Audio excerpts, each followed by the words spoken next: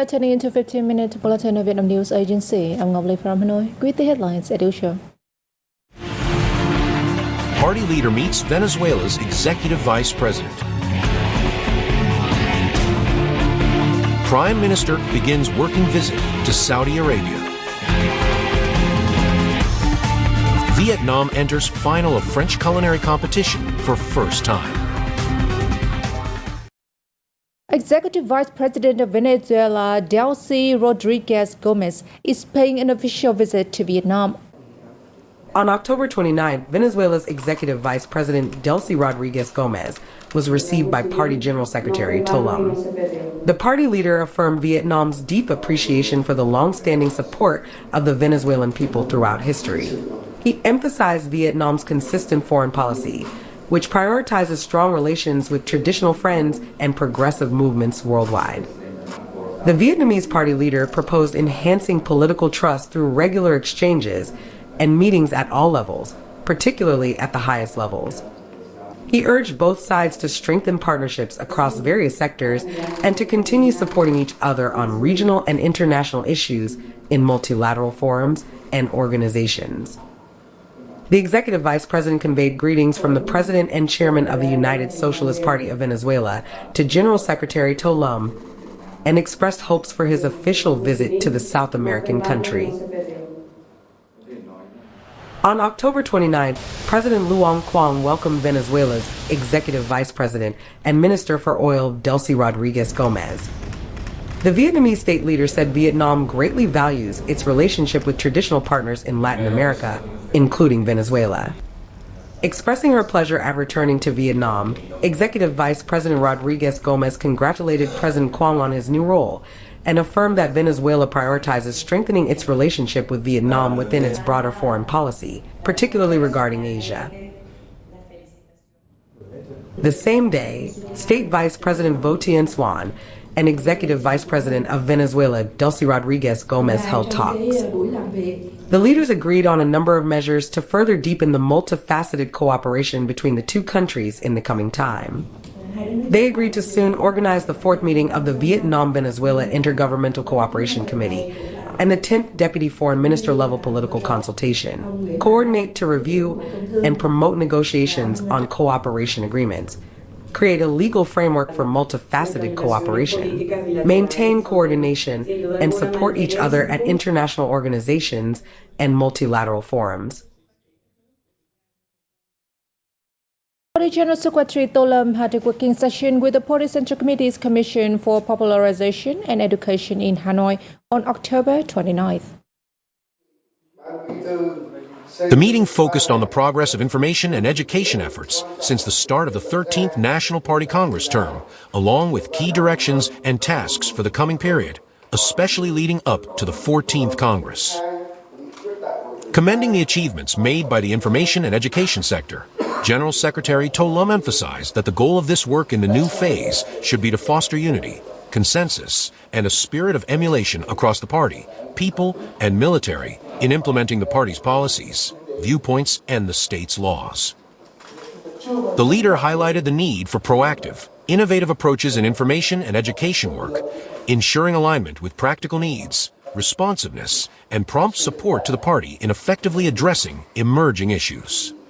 The focus should be on building a team of information and education cadres who are steadfast in their commitment to the party's ideological front, fostering unity, creativity, and dedication to serving the nation and the people.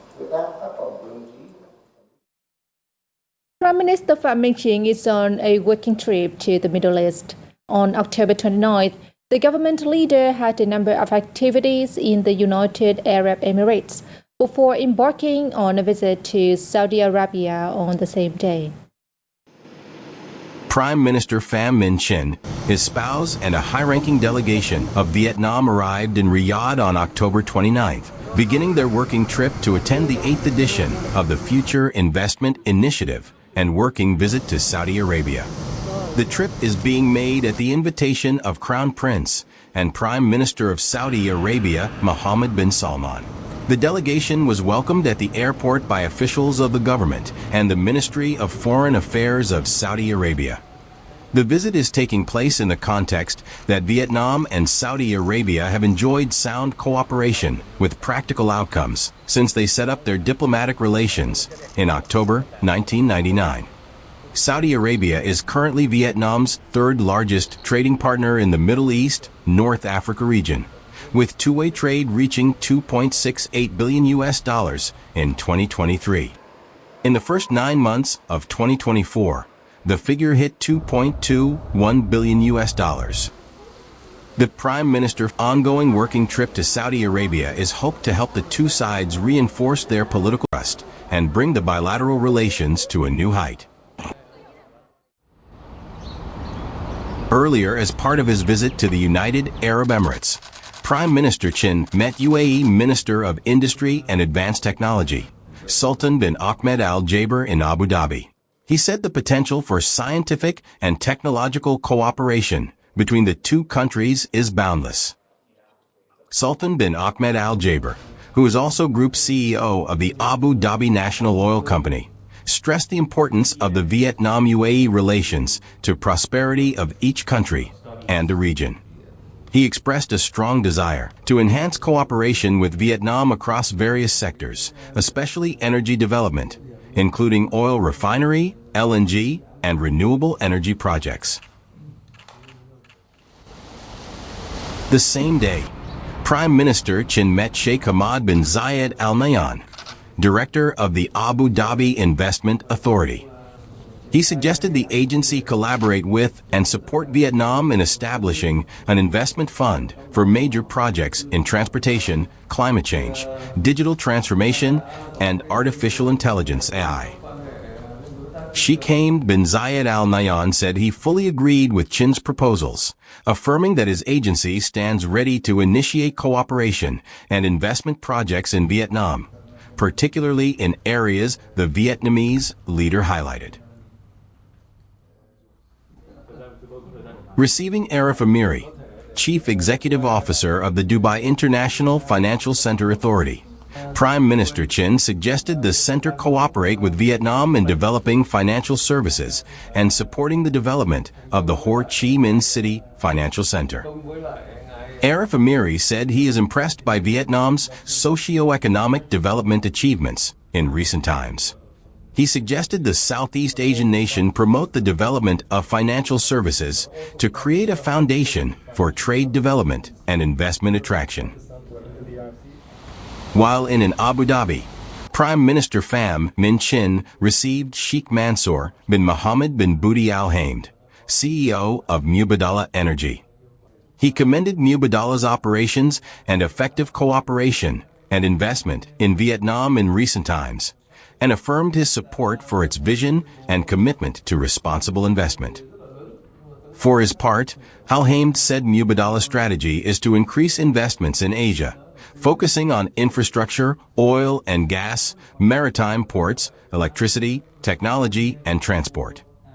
He expressed his desire to discuss specific projects with Vietnam, particularly those with the Vietnam Oil and Gas Group. Also on October 29th, the Vietnamese Prime Minister delivered a policy speech at the Anwar Gargash Diplomatic Academy in Abu Dhabi. Addressing the audience of 200 students, professors, government officials, and diplomatic representatives, the Prime Minister shared insights on the current global and regional landscapes, Vietnam's foundational factors, development perspectives, achievements, and future directions, a vision for the Vietnam-UAE Comprehensive Partnership and Vietnam's relations with the Middle East in the coming years. It was the final activity of the leader and his entourage during their official visit to the United Arab Emirates, concluding a highly successful first leg of their tour to 3 Middle Eastern countries.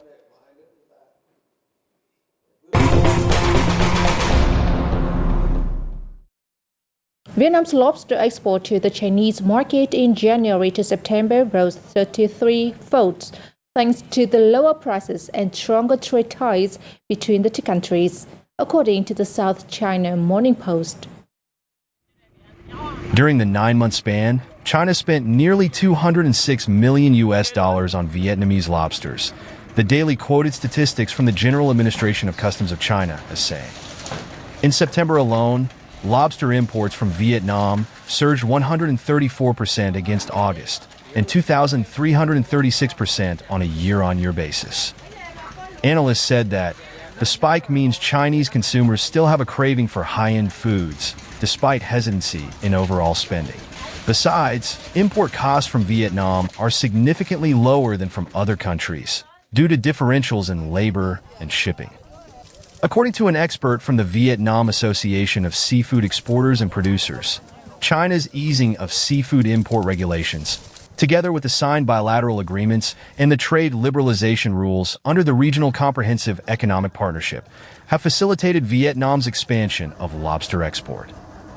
In 2019, the last full year with data recorded, over half of China's lobster imports came from Australia.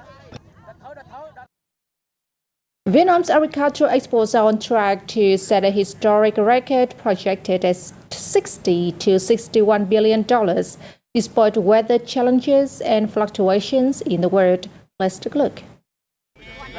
According to the Ministry of Industry and Trade, the agroforestry fishery sector is now focusing on further increasing product quality, aimed to enhance the value of exports. It is also making effort to expand markets, with a focus on markets of large scale. Besides, to better meet regulations and standards of importers, Vietnam's food processing industry is actively applying new advanced technologies, including those related to hygiene, package, and storage. In the first 9 months of this year, the country earned $46.28 billion from exporting agricultural, forestry, and fishery products, up by 21% compared to the same period of last year, according to the Ministry of Agriculture and Rural Development. All key products reported surges, including timber and wood products, fruit and vegetables, coffee, rice, cashew nuts, and shrimp. The U.S., China, and Japan continued to be the 3 largest export markets, with the U.S. accounting for the highest proportion at 21.6%, followed by China at 20.8% and Japan at 6.6%.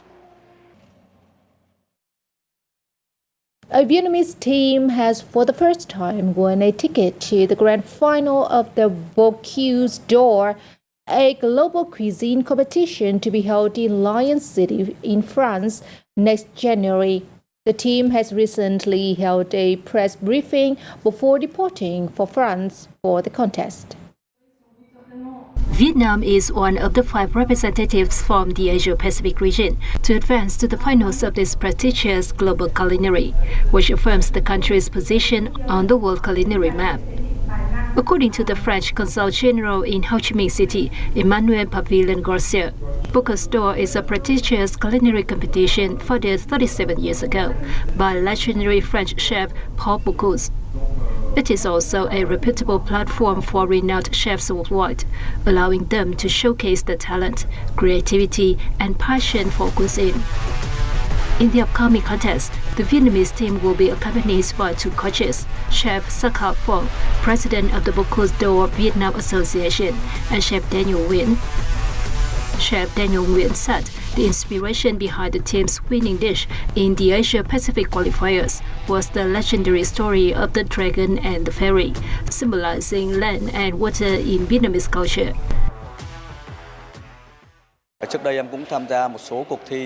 In the past, I also participated in a few competitions abroad. But for me, this is the biggest competition in the culinary world. It's like the Olympics for us chefs. For not only me, but also chefs worldwide, the Bocuse d'Or is a career-defining goal. I have explored more of Vietnam's unique spices to infuse soul into the dishes that will compete in the finals in Lyon. Currently, the Vietnamese team is rigorously preparing for the finals. The upcoming finals in Lyon will be not only a showcase of culinary talent, but also an opportunity for Vietnam to demonstrate its remarkable growth in the global fine dining scene. And that's also the end of our daily bulletin. Thank you for tuning in, and goodbye for now.